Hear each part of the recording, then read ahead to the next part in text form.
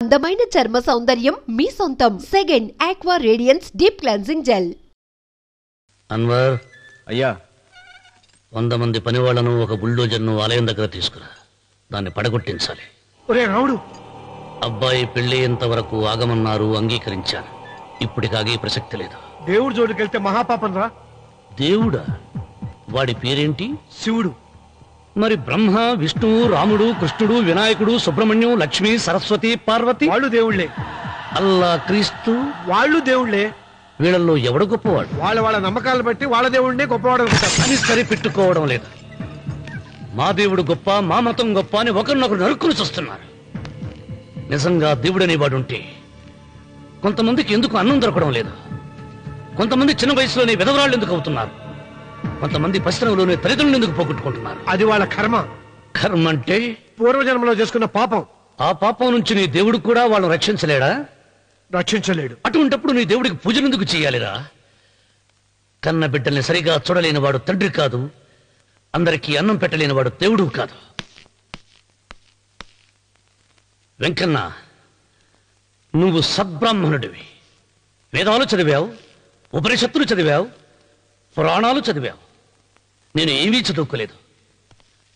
అసలు దేవుడి ఆకారం ఎలా ఉంటుందో చెప్పు. ఆయనకు ఆకారం లేదు, నిరాకారుడు. అటువంటిప్పుడు గుడులెందుకు, గోపురాలెందుకు, వాటిలో విగ్రహాలెందుకురా? నేను చెబుతాను వినరా. గాలి దేవుడు, అది మనం పీల్చకపోతే చచ్చిపోతాం. నీరు దేవుడు, అది మనం తాగకపోతే బ్రతకలేము. భూమి దేవుడు, అది లేకపోతే మనకు అన్నం దొరకదు. అమ్మా నాన్న దేవుడు, వాళ్ళు లేకపోతే మనం అసలే లేవు. చదువు నేర్పిన గురువు దేవుడు, కష్టంలో, నష్టంలో, సుఖంలో, దుఃఖంలో దగ్గరుండే స్నేహితుడు.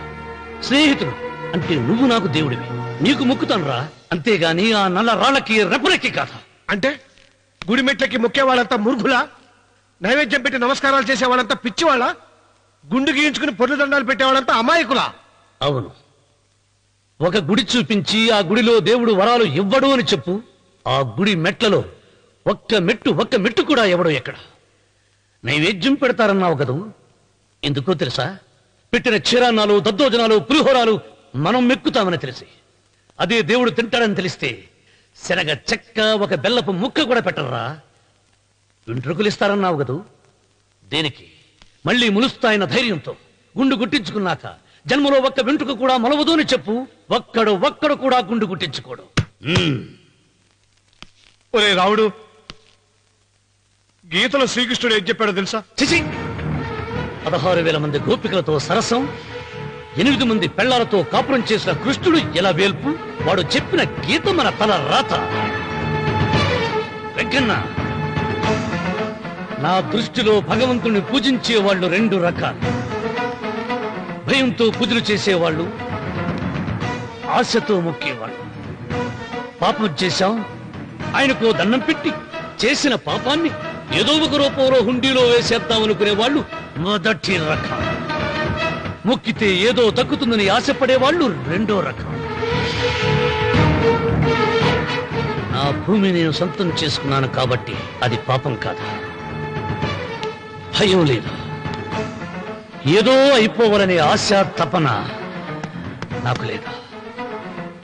ఈ రామన్న చౌదరి నిన్న జరిగింది మర్చిపోడు, నేడు జరగాల్సింది వాయిదా వేయడు, రేపటి గురించి ఆలోచించడు.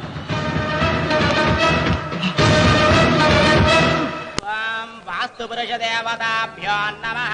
ధ్యాయామి, ధ్యానం సమర్పయామి, ఆవాహయామి,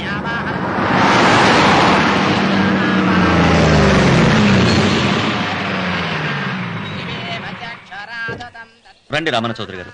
నా పేరు వెంకట్రావు, నేను సివిల్ ఇంజనీర్ని. మీరు ఎంతో గొప్ప మనసుతో బోల్డ్ అంత పొలం పోగొట్టుకుని 6 మైళ్ళ రోడ్డు వేద్దాం అనుకున్నారు. కానీ ఇప్పుడు మీ పొలంతో అవసరం లేకుండా గవర్నమెంటే రోడ్డు శాంక్షన్ చేసింది. ఆ ఆలయం కూడా పడగొట్టక్కర్లేదండి. చెరువుకు అడ్డంగా వంతెన నిర్మిస్తున్నారు. 2 మైళ్ళ దూరం కూడా తగ్గుతుంది.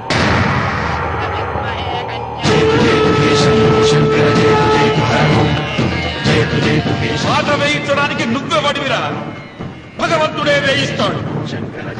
అమ్మవారి ఆలయాన్ని నువ్వు తాకలేవు. పూలు వేయండి రామన్న గారు. ఆయన ఎవరు?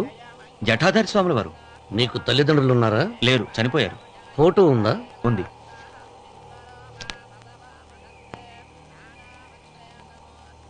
తల్లిదండ్రులను పూజించు, బాగుపడతావు. జడలు మీసాలు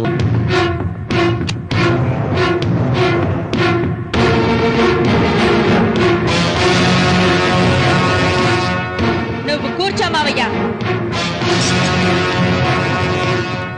సులోచన, బుద్ధి లేకుండా ప్రవర్తించకు.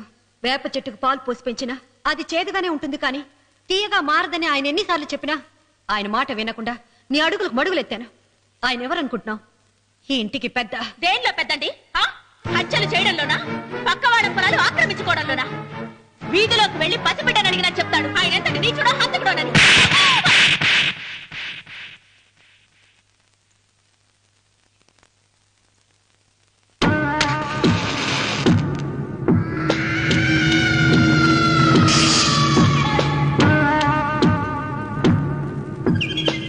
అమ్మా, నువ్వెన్నైనా చెప్పు, నా భార్య మీద చేయి చేసుకోవడం నేను సహించలేను. రఘు, అన్నయ్య నీ భార్య మీద చేయి చేసుకోవడం తప్పే, కానీ దానికోసం వాటాలు పంచమని చెప్పడం న్యాయం కాదురా.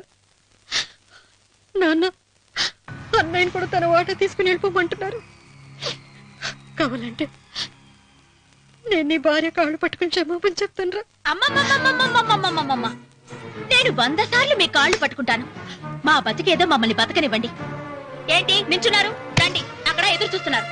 చేసిందంతా చేసి కాళ్ళు పట్టుకుంటుందట మహాతల్లి. నీ కన్నీళ్లకు రాళ్లు కరుగుతాయి గాని కన్నవాళ్లు కరగరు సీత. సీత, వాళ్ళు చిన్నపిల్లలుగా ఉండేటప్పుడు ఎంత సంతోషంగా ఉండేవాళ్ళం. వాళ్ళు పెరుగుతుంటే ఆ సంతోషం తరిగిపోతూ ఉంటుంది.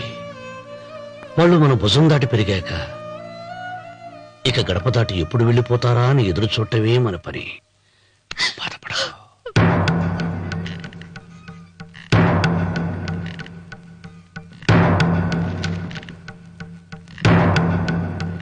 ఇదేంటి లారి గారు, ఆస్తి మాత్రమే 3 వాటాలుగా రాశారేంటి?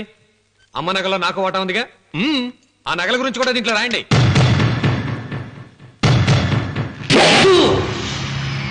అది మీ తాత పిత్రార్జితం కాదు, నా స్వార్జితం కాదు.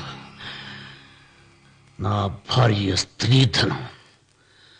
అందులో వాటా ఎవరికి రాదు, లేదు. ఓహో, అమ్మ గదిలోకి వచ్చేడిస్తే నా మీద ప్రేమ అనుకున్నాను. నగలివ్వాలని ఏడుపా. ఈ ఏడుపేదో నన్ను కనక ముందు ఏడవాలి.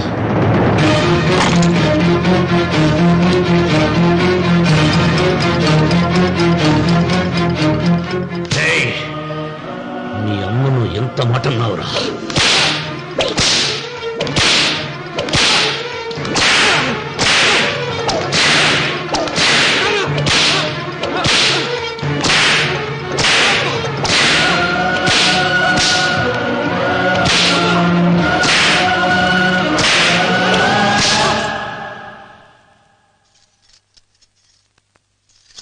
మీరేం పెద్ద మనిషండి? పెళ్ళైన కొడుకుని కొడతారా? ఆస్తి ఇవ్వడం ఇష్టం లేకపోతే ఇష్టం లేదు అని చెప్పండి. కూలి చేసుకుని బతుకుతాం, లేదా ఆలయం ముందు అడుక్కు తిని బతుకుతాం. ఇప్పుడు ఆయన మీ కొడుకు కాదు, నా మొగుడు. నా మొగుడిని కొట్టే హక్కు మీకు లేదు.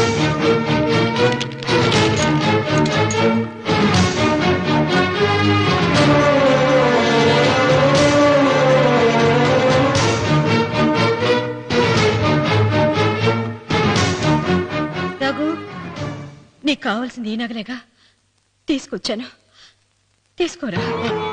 వద్దమ్మా, వద్దు. కాదన్నయ్య. వద్దమ్మా, నా మాట విను. ఒక తల్లి కడుపును పుట్టకపోయినా నన్ను అన్నయ్య అని పిలిచావు. నా ఇల్లు నీకు పుట్టిల్లమ్మా. ఆడబడుచు బతుకుండగా పుట్టిన నగలు పంచడం శుభం కాదమ్మా, శుభం కాదు. రే రఘు, ఆ నగలి బదులుగా నా పొలం, నా ఇంట్లో బంగారంతో నీకు ఇచ్చేస్తాను, తీసుకెళ్ళిపోరా. అలాగే లాయర్ గారు, అవి కూడా రాయండి.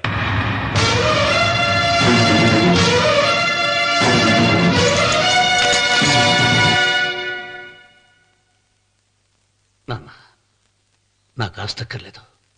నేను మీతోనే ఉంటాను. మరదల్ని కొట్టే సంస్కారం ఉన్న కొడుకుని ఇంట్లో ఉంచుకునే సంస్కారం నాకు లేదు. వెళ్ళిపో.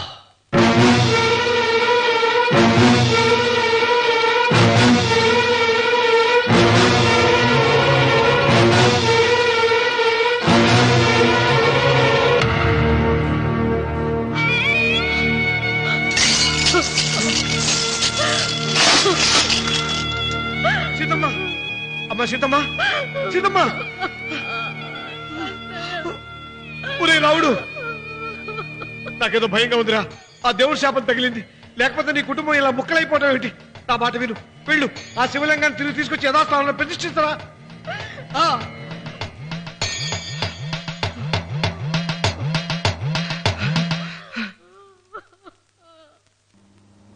ఇదేమిట్రా రావుడు, శివలింగాన్ని తీసుకొస్తానని బయలుదేరి ఆలయం దగ్గర తీసుకొచ్చావేంటి?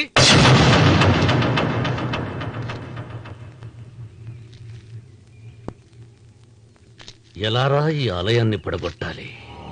ఎప్పుడురా సంబశివరా పొలం నా సొంతం అవుతుంది? వెంకన్న, నా పట్టుదల కోసం నేను ధరించిన ఈ నల్ల చొక్కా ఎప్పుడురా మార్చేది? ప్రతీకారం కోసం ప్రమాణం చేసి వేసుకున్న నా తండ్రి మొలతాడు ఎప్పుడురా నా మెడ నుంచి ఊడిపడుతుంది? వెంకన్న, చెప్పరా, ఆ ఆలయాన్ని పడగొట్టి ఉపాయం చెప్పు. ఇంత జరిగినా కూడా నీ అహంకారం తగ్గలేదురా? నారు పొయ్యకుండా నీరు పెట్టకుండా ఈ ప్రపంచంలో పెరిగేది ఒక్కటే, అహంకారం. అది నా సొంతం.